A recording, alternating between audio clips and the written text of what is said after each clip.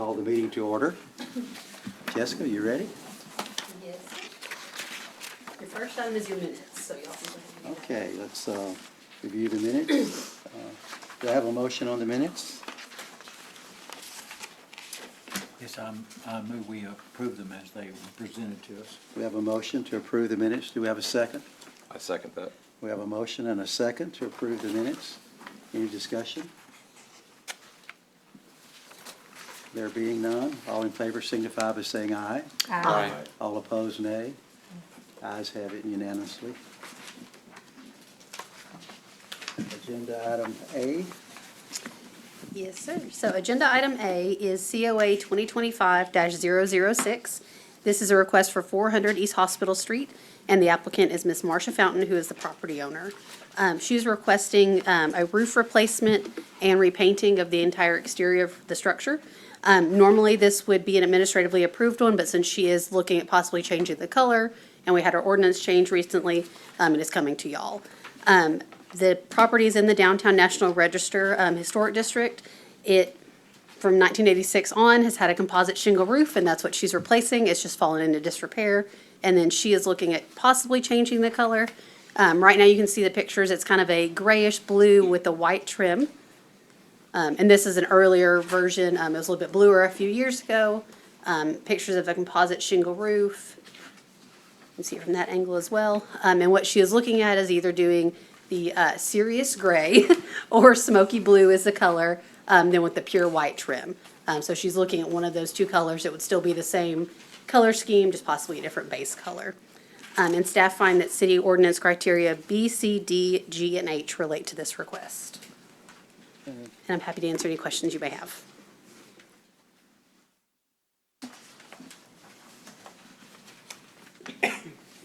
What was the ordinance change you mentioned?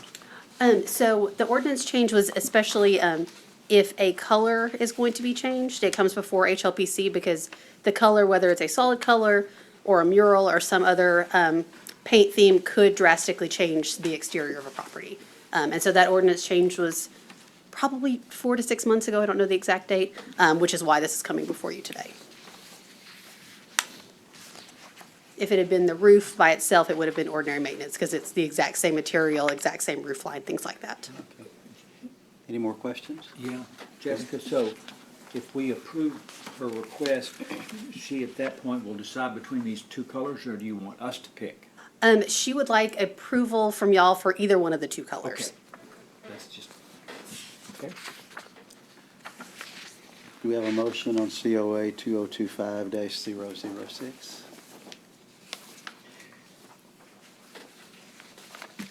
I make a motion to approve that, what was the number? 2025-006. 25006, and I'll move that we approve it. I second the motion. Okay, we have a motion and a second. Any discussion? Yeah, I have a little discussion. This may be one of the oldest buildings in Nacogdoches. This is the, I don't know if Jessica thinks of me saying such things, but it may be one of the oldest frame buildings in Nacogdoches. Oh. I didn't realize it was that old. Yeah, from our research, it was originally a home, and since it's on the outskirts of the Downtown Historic District, is likely much older than the rest of them, because originally was probably, Jessica can disagree, but it is in heated competition with the Stern Julia house. we don't know what my vote's gonna be, but I'm partial to mine. Okay, Jessica, which It's one's old the- house, it's important It building. absolutely. It is, wow. So you have a motion and a second, you just need a vote. Okay, we have a motion and a second. Any discussion? No more? Being no discussion, all in favor signify by saying aye. Aye. All opposed, nay. Ayes have it unanimously. All right. Your next item, 3B, this is something similar to two other cases y'all have seen in the last 6 months. This is COA 2025-007. Seth Wilson and MetroNet is the applicant, and then Jim Blackburn is the property owner. It is 115 North University Drive, which is right at the end of our Downtown National Historic District. It is within the district, but was never surveyed just because it is relatively modern. A lot of times our historic districts go to major street intersections just to make a nice even district, because those historically all go together, even if some of the properties are newer. This property is probably the 1970s, 1980s, so it's a little bit more modern. But what they're requesting is to essentially install and do boring and some conduit and those flush-mounted utility boxes that we've seen with any kind of fiber network, internet services. And so they are requesting to put that throughout this property. There is a map attached in your packet. So essentially the red lines is where they would be boring and then putting these, what they call flower pots, which is those utility boxes that are roughly about 2 feet tall, but they're mounted flush in the ground. So you will not see anything sticking up. There will be, I believe, 3 flower pot installations for this project. There was 2 of these done in the Washington Square District. This is our first one in the downtown area. And so B, C, I, and K of our city ordinances relate to this, just like the ones that y'all saw in the Washington Square District. And I'm happy to answer any questions you may have. Any questions?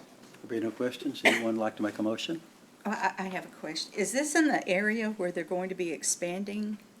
Right next to it. Yes, it is. Yeah, right Next next to to it. it? Yeah. Yes, and the property owner has been informed of the TxDOT plans to widen that road, which will impact the building that's closest to East Main.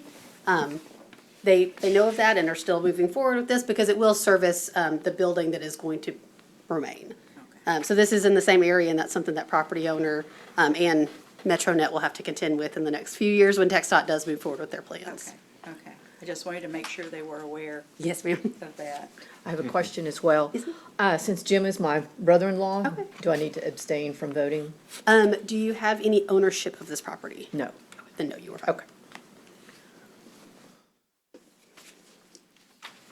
I make a motion, we approve COA 2025-007 for the criteria B, C, I, and K. Do we have a second to this motion?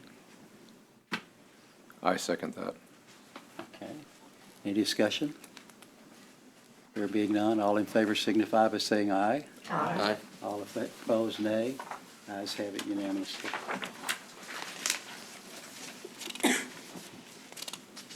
All right, and your last item of the day, 3C, is COA 2025-008. The applicant is Steve Hartz, who is the applicant and the property owner for 216 East Pillar Street. What he is requesting is to convert a door on the east side of the building into a window. Several years ago, this property had multiple doors on the east side of the building. Over the years, the city did raise the sidewalk to make it ADA compliant, or at least closer on that side. And when that sidewalk was raised, it made several of the doors non-usable. And this door we were talking about today, it is now below sidewalk grade. So anytime it rains, Mr. Hartz has water that comes down the sidewalk into that entrance and pours under the door.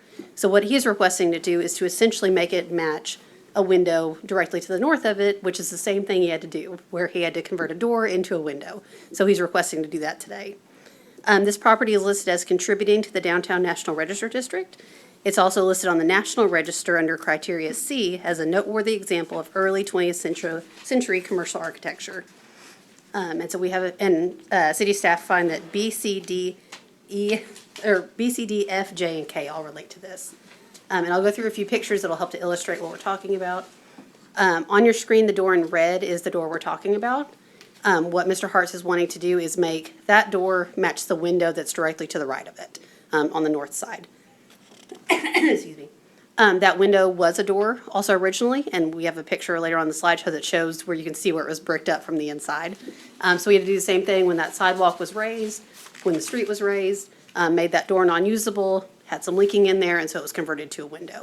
What he is wanting to do is use original brick, which he does have, to fill in that door up to the same level as the window to the north of it, and then would preserve the glass and the top of that as the new window structure. So you can see here from these pictures we took today, on that step down on that sidewalk, there's a good probably 6 inches below sidewalk grade, where now every time it rains, that water pours in, and if it doesn't go through the door, it just sits on the door and rots the bottom of it. You can see here again, you actually look down into the doorway.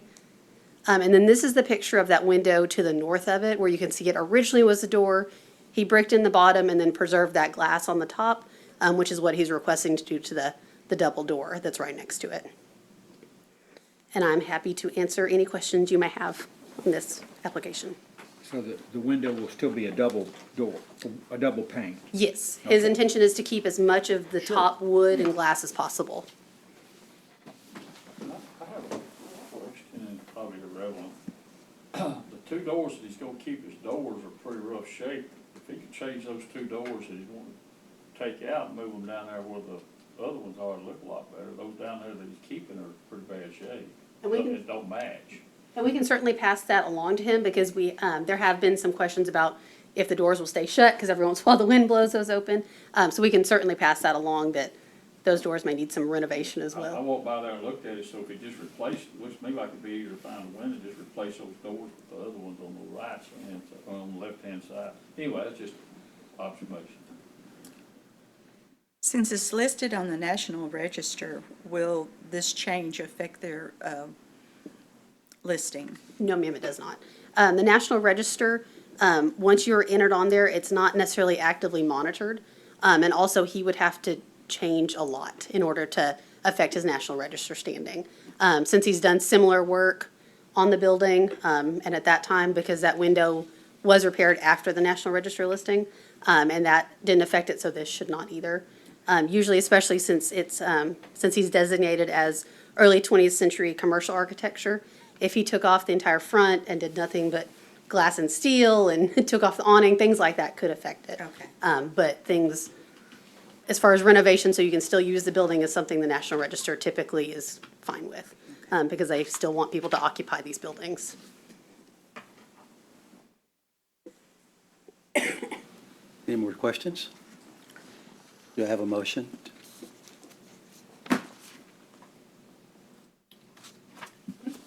I'll make a motion to approve COA 2025-008. Oh, I didn't, because it fits the criteria B, C, D, F, J, and K. Thank you. Have a second to this motion? A second. Have a second? Any discussion? There being none, all in favor signify by saying aye. Aye. All opposed, nay. Ayes have it. And that was the last item I have for you today. So your next meeting will be in June.